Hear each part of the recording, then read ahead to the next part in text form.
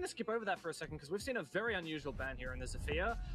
And I think that you probably know what's up here, Gio. Cyclops want to throw Charl off his game. For Cloud9, Charl is a crazy big fragger, right?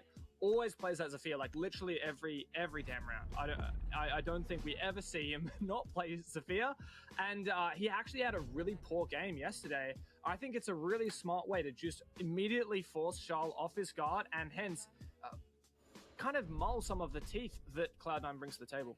Yeah, and also, you know, a Melusi ban, it's not something we see a ton of.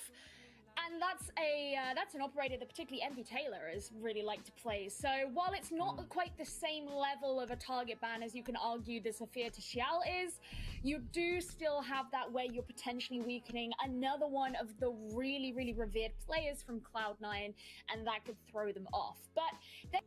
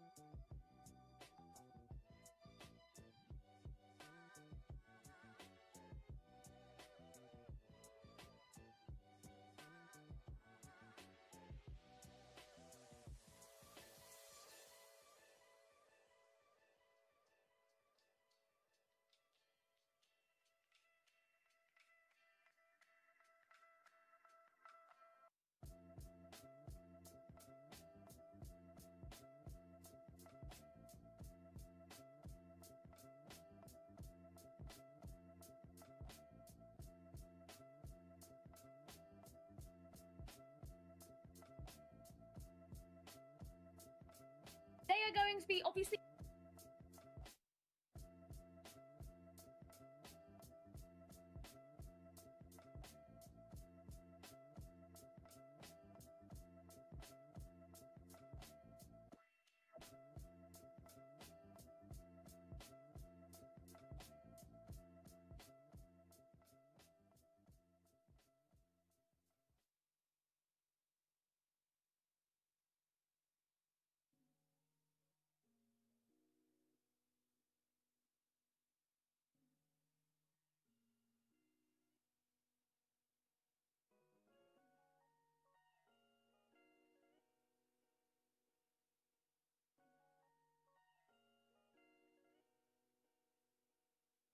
going for a them so down different to how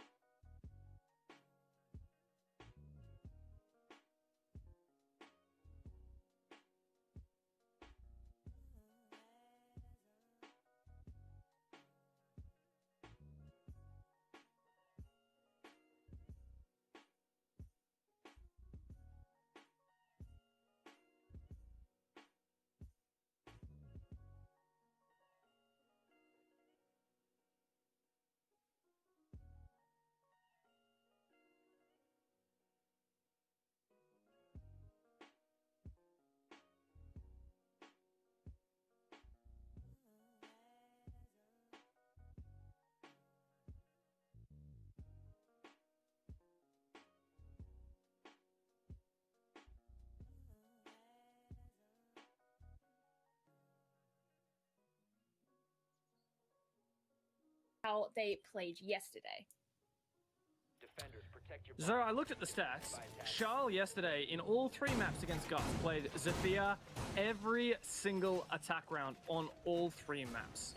Cloud9 as a team brought Melusi in all but 4 rounds in the entire series. And this was a 7-3, 4-7, 8-6 series. So that's a pretty crazy stat.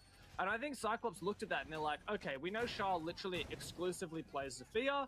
So as soon as we throw him that curveball, he's going to be forced onto the Ashe. It's going to somewhat change Cloud9's lineups. For example, yesterday they were running a lot of Sledge, Ashe, Zafir lineups, and that's just not going to be possible now. We'll probably see the Buck creep in there as a replacement maybe, and it's going to throw off not just Charles, but the whole team, because maybe Charles will now become the Ashe player, and someone else will have to, the player who was on Ashe, maybe Static, move on to a Buck instead. So I really think this is just such a clever move from Cyclops. They're immediately throwing Cloud9 off their guard and also setting themselves up to just take that first step in this game and start it on their terms. Yeah, I mean, I'm definitely interested to see how these bans are going to affect the Church Arsenal pushes, particularly because, you know, you often associate Hibana affect the Church Arsenal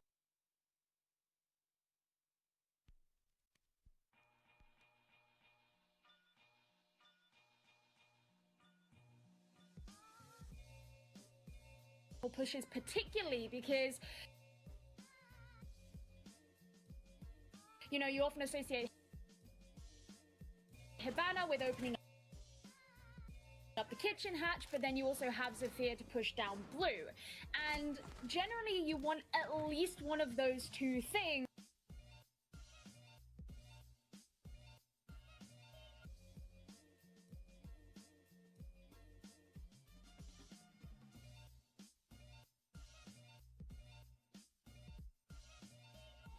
If you're having both options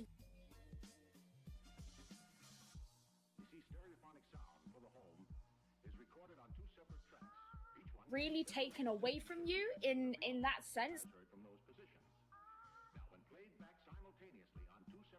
then it could really change the playstyle, and that's why we're seeing this slightly less orthodox composition come out from Cyclops.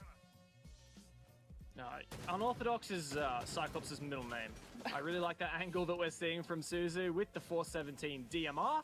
It's cutting off any kind of aggression from the rear stairs. Cyclops are a team that does embrace that aggression as many Japanese, and I guess you could say teams within APAC as a whole tend to do.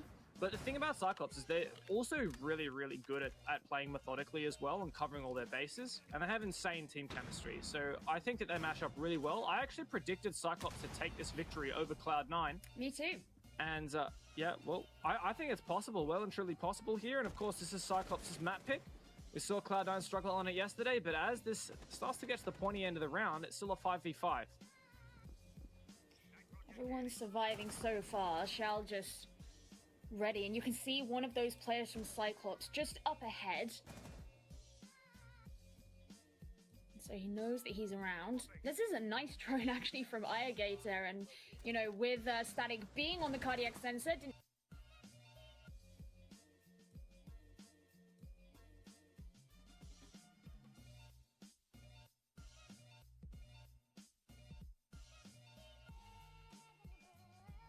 necessarily spot it, but immediately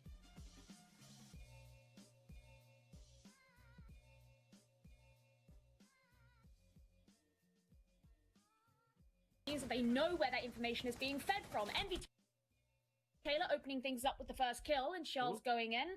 He does take some damage, but Black Ray may catch him out. That's exactly what happens. And so far, it is a 4 versus 3 now, with Black Ray going down and Envy Taylor still holding the line. It's truly a brawl over this blue room, and it's not decisive as to which team has control. Anitson, barely any health to his name, pushes on through, keeps an eye on that rotate hole, but numbers disadvantage for CAG, and what a through, keeps an eye on that rotate hole, but numbers disadvantage for CAG. And what a disgusting angle from Harper.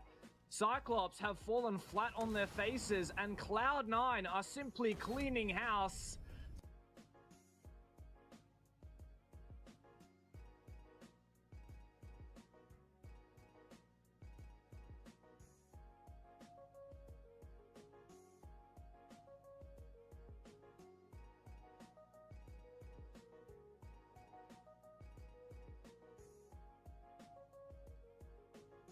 through the floor comes the final kill, and Cloud9 assert their dominance with an initial convincing round.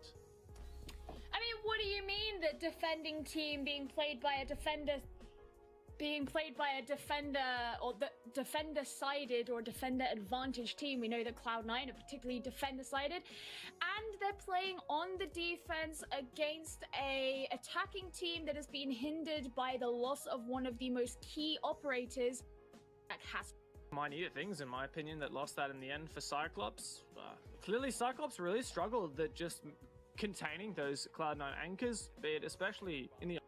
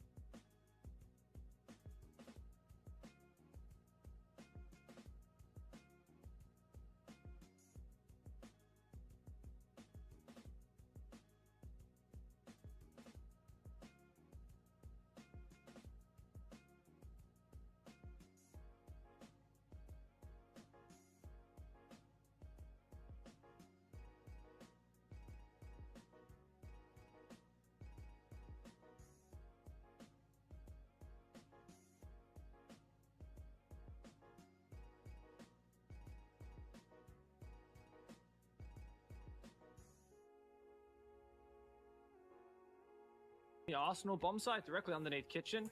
Typically what a lot of teams will do, especially when you bring the sledge, as we saw from Ayagator in that round and now in this round again, is to mince up the floor in the kitchen and kitchen hallway, and you just prevent any defenders from playing in that area. And from that point on, you can decide, okay, do we want to just simply now know that we have flushed out those players? You have a much better idea of where they're going to be. So even if you're going for a church or blue execute, you've taken a bit of ground away from the defenders. Or are you doing that because you actually want to go for a kitchen execute?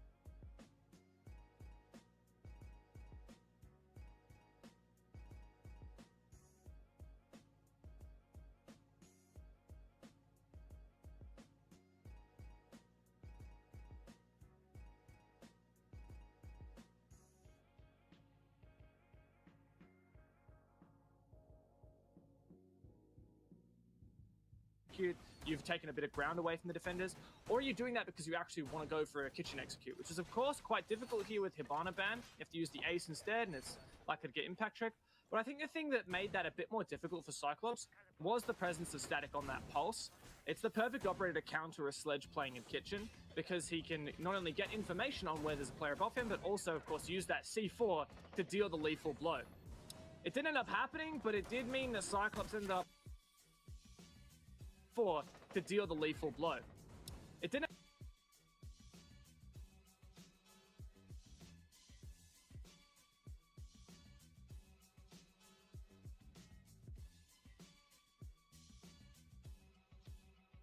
end up happening, but it did mean that Cyclops ended up, I think, tunnel visioning a bit on blue. Speaking of Cyclops doing a cheeky little thing here, Black Ray is getting live droned up. CAG say, oh, okay, I was gonna... GN in chat there, Charles shuts Black Ray down. I was gonna say, you give Cyclops an inch, they'll take a mile, but you give them an inch and they'll take a wall bang. At least there's a refrag eventually. But damn, that's a lot of early action between these two teams. Absolutely nowhere near the bomb site.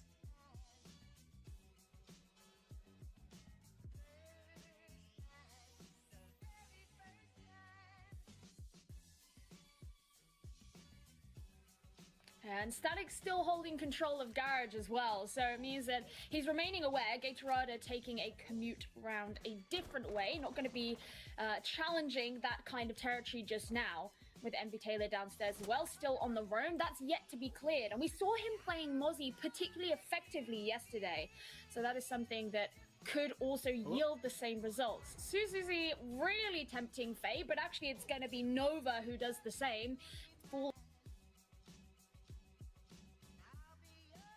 to the frag grenade from Gatorada, and now there's just 3 players left on Cloud9.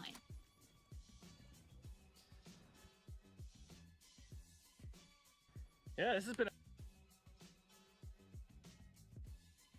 a very, very strange round, Gio. No two ways about it. This is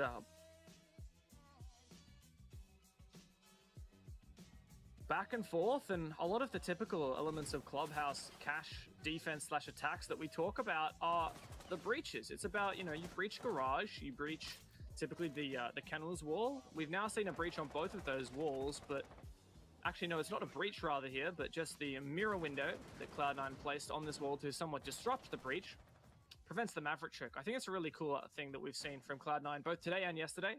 That second mirror window has also been popped, which leaves Harper a bit vulnerable. Especially, I feel like CIG should go for a construction push here, and they do have the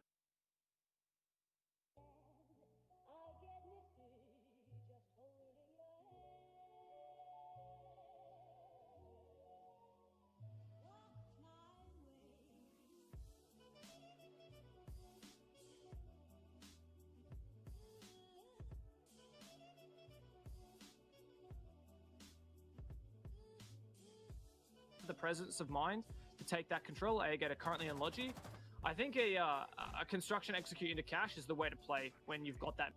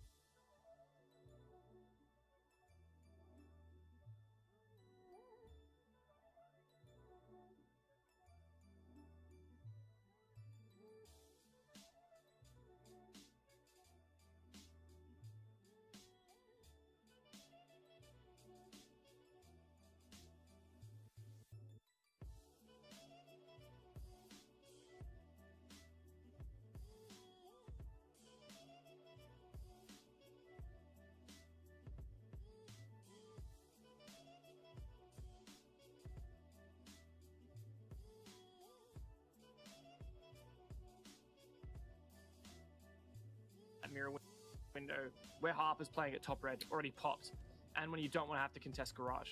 I mean, this is something that we saw them do yesterday.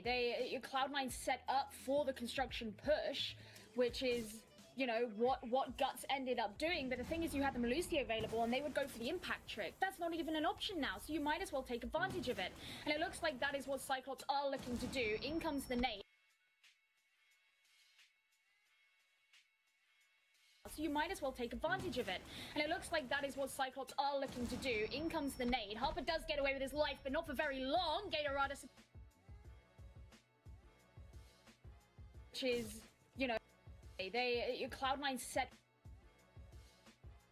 up for the construction push, which is, you know, what Guts ended up doing. But the thing is, you had the Melusi available, and they would go for the impact trick. That's not even an option now, so you might as well take advantage of it. And it looks like that is what Cyclops are looking to do. In comes the nade. Harper does get away with his life, but not for very long. Gatorada securing a 2K. And Envy Taylor's just trying to get his revenge. He has to push down the red stairs just so he can reload, but it gives Anyton the room and the time he needs to get going with the plant. A very messy end there means the Cyclops do take the victory on that round. But once again, Dev, a very strange round to kick things off today. This is why I love watching Cyclops. They always bring a little bit of Rainbow Six that you don't quite expect, whether that comes in the form of some player-targeted operator bans, as we see in the Veto, or if it comes in the form of just like a really unorthodox push in through Dirt Tunnel live droned early on. Blackberry, of course, lost his life to that, but somehow Gatorada was I think it was Anyton was close enough by to get a refrag. I love this kind of stuff that we see from Cyclops. It's really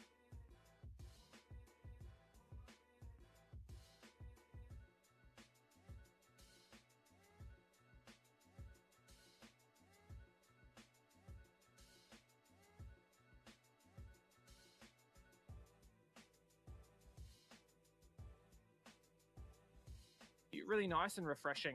And yeah, hopefully we get to see maybe a bit more structured Siege. Will make it easy to commentate on. That's all I'm saying. Yeah, that's not happening. But no, I mean, I actually don't fret that whatsoever. I love watching these guys, whatever they've got to show for us. It's so funny because Clubhouse is always that map that everyone's like, no, there's a specific way that you have to play it or you should play it. It's been learned so far, you know, people know just the Clubhouse way of going about this map, and Cyclops are throwing that out of the window. That's how we like it.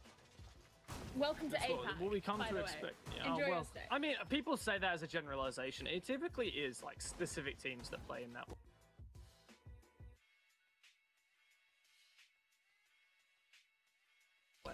So, for example, Cyclops comes to mind.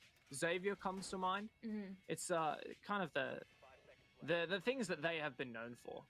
Whereas if you look at a team like C9, you look at a team like Wildcard, you probably wouldn't expect them to be quite so much in that facet. But nonetheless, we move over to the gym and bedroom defense here for C9. One thing that we do see as so characteristic of Cloud9 is Envy Taylor on these early roams. One we wouldn't expect them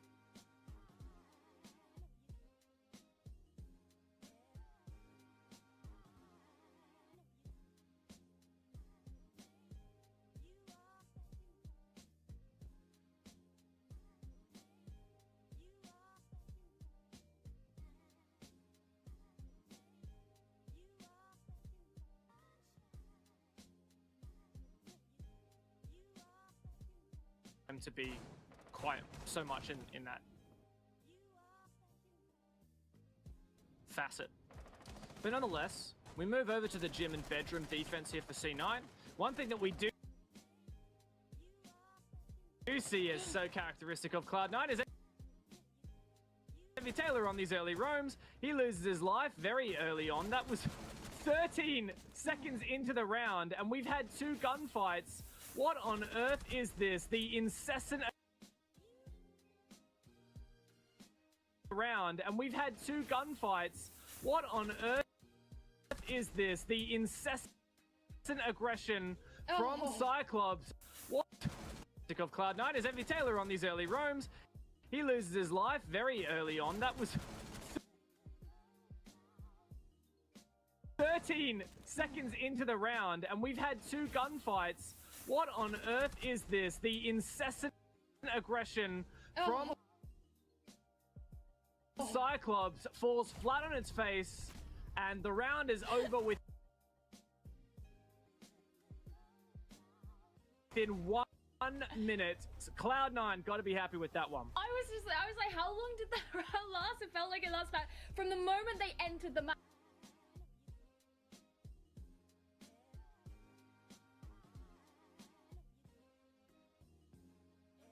It felt like it lasted about 10 seconds. I mean, Cyclops weren't wasting any time to push in, which, yeah, it took Envy Taylor by surprise, but because you've got others situated upstairs on the east side of the map, notably Charles at the top of the red stairs, he knew where those players were coming in from. He knew what to expect. Envy Taylor was a martyr in this situation. He could just say, oh yeah, watch out for this. And Charles and Static just finished things off in very swift succession. And if the game continues on like that, even if we go to a 3rd map, this could still end up being very short. Very much so. I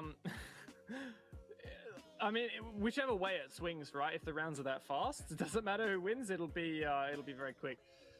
One thing I didn't actually even get to call out that round was the fact that there wasn't a Maru in play from Cyclops and Suzu, who's now moved on to the Thatcher, who was on Twitch earlier.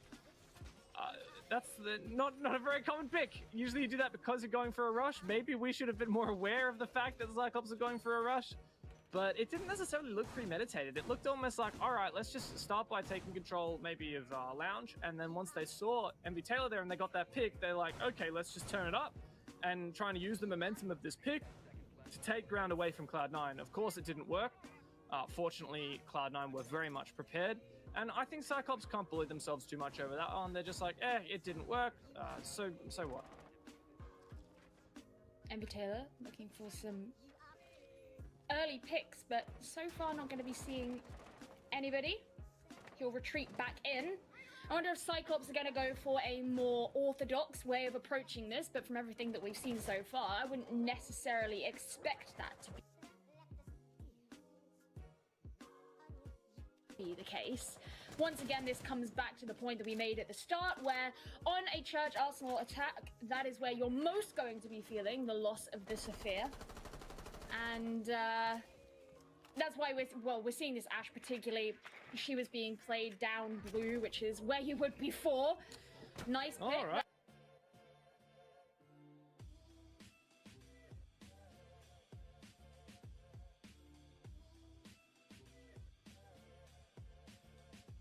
Static getting a bit overzealous and caught out for it. Can I just give you an idea of how early the opening kills have been in this game? So in the first round, there were no exchanges on the roam whatsoever. It was just when the execute came down, and that was with 1 minute left, so 2 minutes into the round. The following round, 20 seconds into the round. The following round, 15 seconds into the round. And in this round, 40 seconds into the round. This is just an insane pace that both of these teams are really bringing to each other, for better or for worse. Aggressive positioning from Harper here, going in under Moto, but he's actually going to move back towards the church wall, which will have to have those batteries removed or disabled if they are to breach onto it.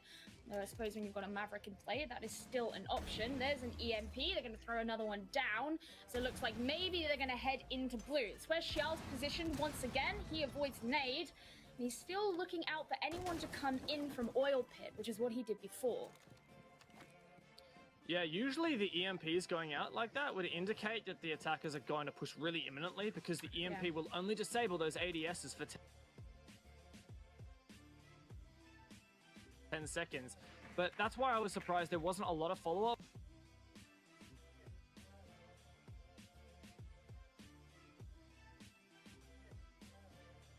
From Cyclops, maybe a nade cleared that barbed wire I didn't quite see. But nonetheless, we'll see Black Ray actually still has all 3 flashes remaining. Oh yeah, it was indeed. So there was the deployable shield there, but not the barbed wire. So they did in fact act upon that. I think it was the breaching round from Black Ray at the top of blue stairs. But now we turn our attention to the church wall as Gatorada paints us a pretty picture. Trying to expose these positions, particularly Harper's. Just trying to tenuously play behind the bar, and a nice gas from Nova to support, but Aniston's making a play. Oh, wow. Oh, but he... Oh! A nice gas from Nova to support, but Aniston's making a play. Oh, wow. Oh, but he... Oh, he got caught out by Harper, but not before Black Ray was able to get Xiao.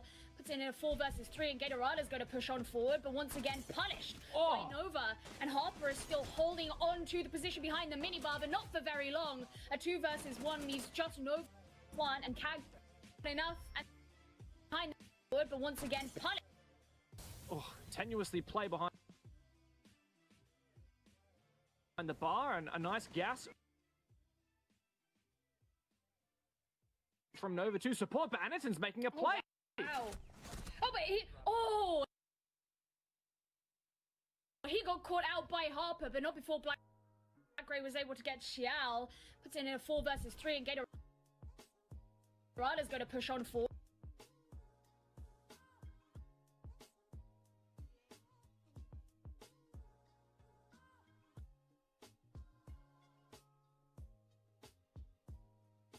But once again punished by Nova.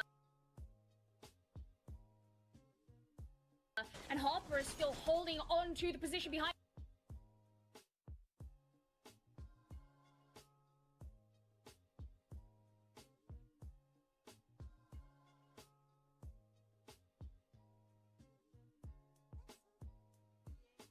The the minibar, but not for very long. A 2 versus 1 leaves just Nova in this situation. This isn't the first time we've seen him here. Suzuzi will go in for the plant, and Kag and Black Ray is trying to support. Of course, Kag's trying to support. Nova pushes on up.